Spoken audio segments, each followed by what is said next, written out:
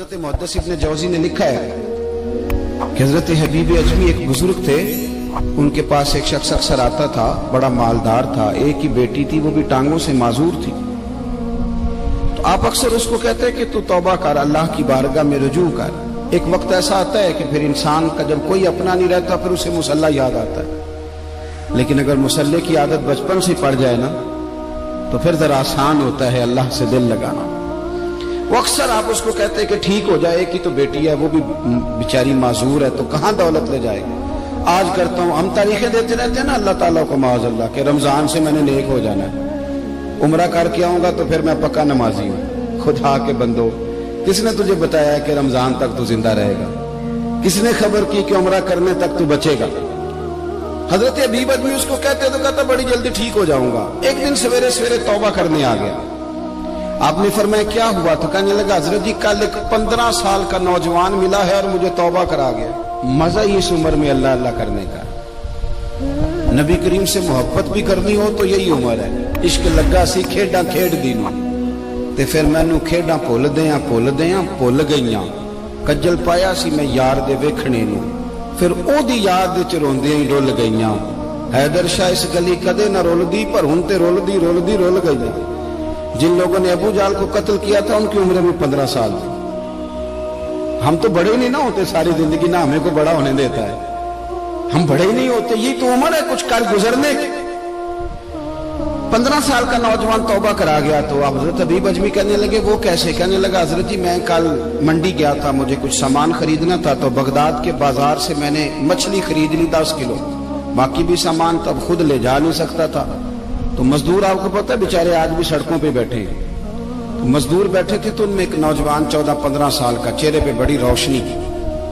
میں نے اس کو کہا بیٹے مزدوری کرو گے؟ کہنے لگا حضور مزدوری بھی کرتا ہوں، پڑھائی بھی کرتا ہوں، اور جو اللہ کو منظور ہو اس کی عبادت بھی کرتا ہوں۔ میں نے اسے کہا کہ یہ میرا سامان ہے فلاں جگہ پہنچانا ہے، کیا لوگے؟ کہنے لگا 3 دینار مزدوری۔ سودا طے ہو گیا، اس نے سامان اٹھا لیا۔ کہتے ہیں رستے میں ظہر کا وقت ہو گیا، کہنے لگا چچا اگر اجازت ہو تو نماز پڑھ دوں۔ 15 سال کا جواب۔ کہتے میں رکھ کے نا وہاں سامان تو پھٹے پہ بیٹھ گیا، وہ نماز پڑھنے چلا گیا، باقی لوگ دیر سے آئے، وہ بچہ جلدی آ گیا۔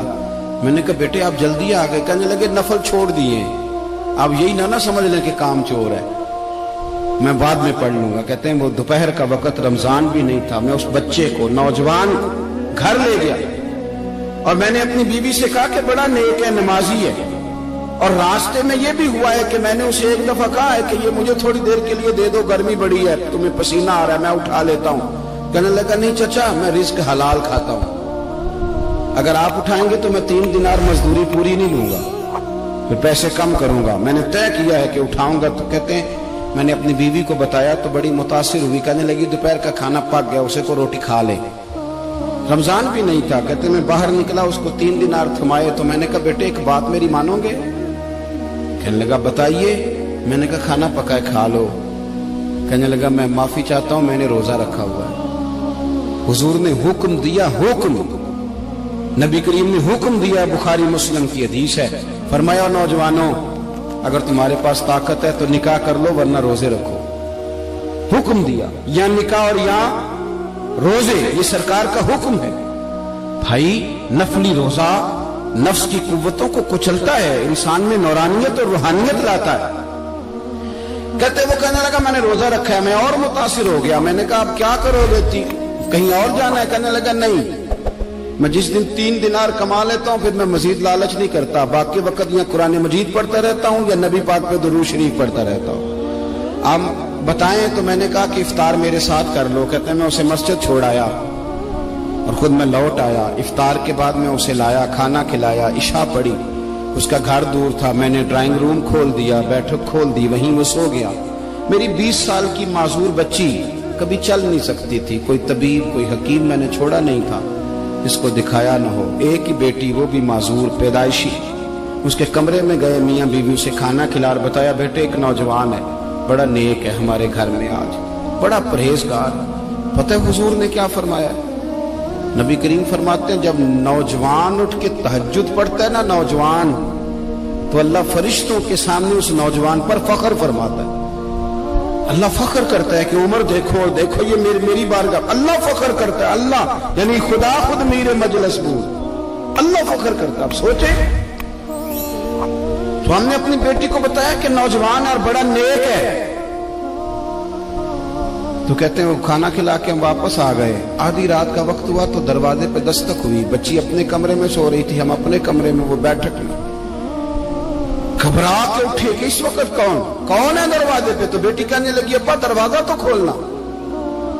کہتے ہیں دروازہ کھولا تو 20 سال ہو گئے تھے بیٹی کو, کبھی اس نے چل کے نہیں دکھایا تھا, کبھی دوڑ کے ادھر جاتی کبھی ادھر آتی. کہتی الحمدللہ اللہ نے میری ٹانگیں ٹھیک کر دی. ہم دونوں رونے لگے, اے اللہ تو کتنا کریم ہے, کیسے ہوا بیٹے سارا کچھ؟ بیٹی کہنے لگی ابا آپ نے کہا تھا نا کہ نیک نوجوان آیا ہے, تو میرے دل میں خیال آیا اللہ اگر واقعی نیک ہے تو اس کے صدقے مجھے شفا ہی دے دے. یا ایھا الذین آمنوا اتقوا اللہ وابتغوا الیہ الوسیلہ. تو کہنے لگی ابھی میری دعا بھی پوری نہیں ہوئی تو رب کریم نے فضل کیا ہے اور مجھے شفا عطا کر دی. کہتے ہم دوڑ کے اس کے کمرے میں گئے, اور جب ہم نے ہاتھ رکھا تو دروازہ پہلے سے کھلا تھا, ایک خط چھوڑ گیا تھا. آج کل کے پیر کی کرامت ہوتی تو فیس بک پہ دے دیتا, باقیوں کو بھی ذرا بھول پتہ چلے. کہتے ہیں وہ خط چھوڑ گیا اپنے بستر پہ کہ اگر تم لوگوں کو مجھ سے محبت ہو گئی ہے تو میرے پیچھے نہ دوڑنا, اس رب کی بارگاہ میں جھکنا جس رب نے میرے اوپر بھی فضل فرمایا ہے اور آپ پر بھی کرم فرمایا. میرے نوجوان دوستو, یہ جو بچپنا ہمیں لوگ کہتے ہیں نا ابھی بچے ہو, ابھی جب آپ بالغ ہو گئے تو نماز فرض ہو گئی, سچ بولنا ضروری ہو گیا, رزق حلال کھانا ضروری ہو گیا, شریعت ساری کی ساری لاگو ہو. ایک تو درگزر سے کام میں, دوسرا اپنی زندگی کے اندر خواہشات کو چھوڑیں. سادہ کھانا تو ویسے انسان کو تندرست رکھتا ہے.